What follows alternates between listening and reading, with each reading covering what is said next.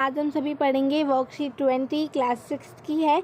Subject है science और ये 14 सितंबर की हमारी वर्कशीट है। इलेक्ट्रिक फ्यूज़ के बारे में आज हम पढ़ेंगे। तो चलो स्टार्ट करते हैं। When a large amount of electricity pass through a fuse it get burn and break and fuse stop the flow of the excess current in the electrical circuit. यानी कि जब लार्ज अमाउंट में electricity आती है, हमारा जो wire होता है वो ऐसे होता है, ठीक है, इतना पतला होता है। लेकिन जब लार्ज अमाउंट में इलेक्ट्रिसिटी आती है तो क्या होता है, ये गर्म होता है और ये बर्न होकर टूट जाता है, ब्रेक हो जाता है। इससे क्या होता है, जो हमारे घर का सामान होता है, इलेक्ट्रिक सामान होता है, जैसे टीवी हो गया, फ़ैन हो गया, वॉशिंग मशीन, इन सबको नुकसान होने से बच जाता है। क्योंकि जब ये हाई अमाउंट में, जब ये जो इलेक्ट्रिसिटी है ये हाई अमाउंट में आएगी और हमारे फ़ैन वगैरह से टकराएगी ना, तो वो ख़राब हो सकते हैं। तो उनको वो बचाता है कौन, ये जो वायर होती है पतली सी इलेक्ट्रिक फ्यूज़। ये बहुत काम की चीज़ है हमारे लिए, क्योंकि जब देखो, जब इतना वायर है हमारा और अगर उसमें हाई अमाउंट में इलेक्ट्रिसिटी आएगी तो ये जो है वो ब्रेक हो जाएगा, ऑटोमेटिकली टूट जाएगा, जिससे हमारे घर का सामान होगा वो बच जाएगा, है ना। Fuse excess current will not reach up to electrical applement like fan, TV, washing machine and these safety access which current, यानी कि ये हमारे लिए सेफ्टी एक्सेस की तरह काम करता है, ठीक है। The fuse wire is made up of very thin metallic wire, यानी कि जो फ्यूज़ वायर होती है, जो ये टूट कर हमारी सेफ्टी करती है, ये एक मेटालिकल वायर होती है। क्या होती है? मेटालिक वायर होती है। मेटालिक वायर से ये बनी हुई होती है। Acts a very safety device, ये हमारे लिए सेफ्टी डिवाइस की तरह काम करती है। Electric equipment for the excess current, और एक्सेस जो करंट होता है उससे हमें बचाती है। तो इसमें हमने क्या पढ़ा कि मेटालिक वायर से जो वेरी थिन वायर है, हमारी बहुत पतली सी वायर है, मेटालिक वायर से बनी हुई है, ठीक है। ये जो वायर है, जब इससे हमारा जो हाई एक्सिस में करंट आ रहा है, जितने की ज़रूरत है हमें उससे ज़्यादा करंट आ रहा है, तो क्या होगा, ये इस तक आएगा और ये अब ऑटोमेटिकली ब्रेक गर्म होगी और ये टूट जाएगी। इससे जो हमारे घर का सामान होगा, फ़ैन, फर्नीचर, ठीक है, टीवी, तो ये इन सबको कोई भी जो नुकसान है वो नहीं पहुंचेगा, ठीक है।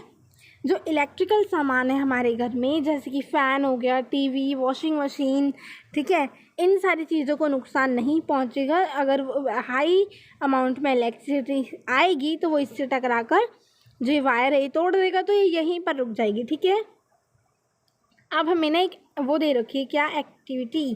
तो चलो इसको देखते हैं क्या करना है हमें। Let us see the blue picture of the bulb and try to find the which bulb is fused and why. ये बल्ब देखो सबसे पहले आप ध्यान से, ठीक है, ये दोनों बल्ब आपको दिख रहे हैं, तो आप इन दोनों में से बताओ कौन सा बल्ब जो है वो फ्यूज़ है। अब देखो, ये जो है ये कंप्लीट सर्किट है। हमने क्या पढ़ा है कि जब जो सर्किट है वो बिल्कुल कंप्लीट होती है तो इलेक्ट्रिसिटी पास होती है, वरना नहीं होती। तो ये देखो, ये तो पूरा का पूरा कंप्लीट है, तो इसमें तो कोई दिक्कत नहीं है, ये तो जल जाएगा। ये फ्यूज़ है, क्यों? क्योंकि देखो यहाँ से ये ब्रेक हुआ पड़ा है, जिसकी वजह से ये नहीं जलेगा, ठीक है। तो हम क्या लिखेंगे आंसर में कि जो हमारा बल्ब ए है ये फ्यूज़ है। क्यों है? क्योंकि इसका जो सर्किट है वो इनकम्प्लीट है। तो चलो इसका आंसर लिख लेते हैं। तो यहाँ से आप इसका आंसर लिखोगे कि bulb A will not glow, जो बल्ब ए है वो ग्लो नहीं करेगा, बिकॉज द फ्लैमेंट, जो उसका फ्लैमेंट है वो क्या है, बर्न हो गया है और टूट चुका है। तो ये आपका आंसर आप लोग लिख दोगे। अब देखो आगे वर्कशीट में हमें क्या दे रखा है। हमें ना ये एक्टिविटी करने के लिए हिंट भी दे रखी है, पर हमने तो कर ली, पर हिंट को भी पढ़ लेते हैं कि एनी बल्ब बिकम फ्यूज, जब कोई बल्ब फ्यूज होता है, when ever is the metallic wire made up of tungsten metal, यानी कि जो टंगस्टन मेटल से बनी हुई होती है फिलामेंट इसकी, ठीक है, टंगस्टन मेटल, तो इससे क्या है, बर्न होता है और टूट जाता है, इलेक्ट्रिकल करंट फ्लो नहीं करता है, ठीक है। जब हाई एक्सिस में इलेक्ट्रिक आएगा तो ये टूट जाएगा और फिर क्या है, ये बल्ब ग्लो नहीं करेगा। And choose no electric current pass through between two terminals. अब ये दो टर्मिनल होते हैं, इधर वाला प्लस माइनस, आपको पता है ना प्लस माइनस टर्मिनल होते हैं, यानी कि पॉजिटिव और negative. These will stop the bulb to glow the end give the light, यानी कि अब ये कोई बल्ब जो ग्लो नहीं करेगा, जब ये टूट जाएगा तो ग्लो ही नहीं करेगा, तो हमें लाइट भी नहीं मिलेगी, तो ये जल भी नहीं पाएगा, है ना। आगे देखो हमें क्या दे रखा है वर्कशीट में, ये इंटरेस्टिंग टॉपिक है हमारा आज का, ठीक है। डू यू नो, क्या आप जानते हो कि air is a bad conductor of electricity. जो एयर है, हवा है, ये बैड कंडक्टर है इलेक्ट्रिसिटी की, मतलब इसमें से इलेक्ट्रिसिटी पास नहीं हो सकती। If air is a good conductor of electricity, electricity could reach ill bulb without reading and the bulb could light without wire. Moreover, the electricity running through wires could scatter all around and then it might be dangerous. क्या आप सोच सकते हो कि अगर ये जो air है ये बैड कंडक्टर है इलेक्ट्रिसिटी की, पर अगर ये गुड कंडक्टर होती तो क्या होता, पता है क्या होता। इसमें से ना सारी चीज़ें जो हैं, मतलब अब फ़ैन जो है अपने आप ऑन हो जाता, टीवी अपनी मर्ज़ी से अपने आप ऑन हो जाता, जो हमारा स्विच होता है हमारे पास वो होता ही नहीं, क्योंकि अपने आप ऑन हो जाती हैं सारी चीज़ें। और हमारी बॉडी क्या है, वो तो गुड कंडक्टर है इलेक्ट्रिसिटी की, हमारे अंदर से पास होने देती है। तो हम एयर के आगे फिर अगर हम रहते तो हमें ढेर सारा करंट लगता और हम लोग अभी तक ज़िंदा भी नहीं होते। तो ये हमारे लिए एक अच्छी बात है कि जो एयर है ये बैड कंडक्टर है इलेक्ट्रिसिटी की, ठीक है।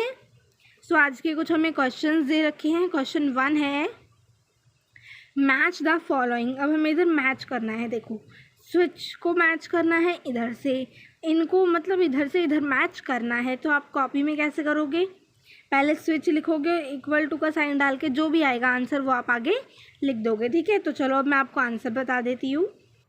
सो आप इन कलर से समझ सकते हो कि स्विच में पिंक कलर लिख रहा है तो पिंक कलर ये रहा, एदर ब्रेक और कंप्लीट, यानी कि जो स्विच है वो ब्रेक होता है और क्या है पूरा कंप्लीट हो जाता है। फिलामेंट है सेकंड में, तो वो आएगा यहाँ पर, ये क्या है, glows when electricity pass it.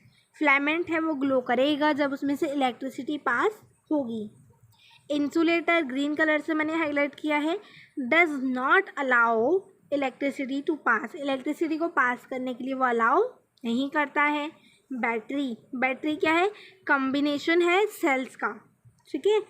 और कंडक्टर वो क्या है कि अपने अंदर से अलाउ करने देता है इलेक्ट्रिसिटी को। सेल क्या है, यहाँ पे है कि a device which convert chemical energy into electrical energy, यानी कि जो केमिकल होता है उसको वो इलेक्ट्रिक में कन्वर्ट कर देता है, वो होता है सेल, ठीक है। समझ में आया इतना। अब है हमारे पास question 2, draw the symbol of the following. हमें सेल का, बैटरी का, बल्ब का, स्विच ऑन स्विच ऑफ, इन सब के सिंबल बताने हैं। तो ये सब तो हम आसानी से बता सकते हैं क्योंकि हमने पिछले वर्कशीट्स में पढ़ रखा है। तो देखो इसका आंसर। सो यहाँ से आप लिख सकते हो कि जो सेल का सिंबल होता है ये वाला, बैटरी का कैसे होता है इस तरीके से, बल्ब का हम ऐसे बनाते हैं और फिर इसको सर्कल कर देते हैं। स्विच ऑन जब सर्किट कंप्लीट है, स्विच ऑफ यानी कि जब ये जो है ये इनकम्प्लीट है, ठीक है।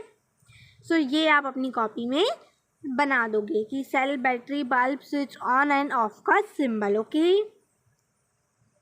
सो बच्चों ये थी हमारी आज की वर्कशीट जिसे हमने बहुत ही इजीली कंप्लीट कर लिया है। अगर आपको कोई भी डाउट है ना तो आप लोग कमेंट करके पूछ सकते हो, और अगर वीडियो पसंद आई तो लाइक करना, शेयर करना और सब्सक्राइब करना मत भूलना हमारे चैनल को। Thank you for watching.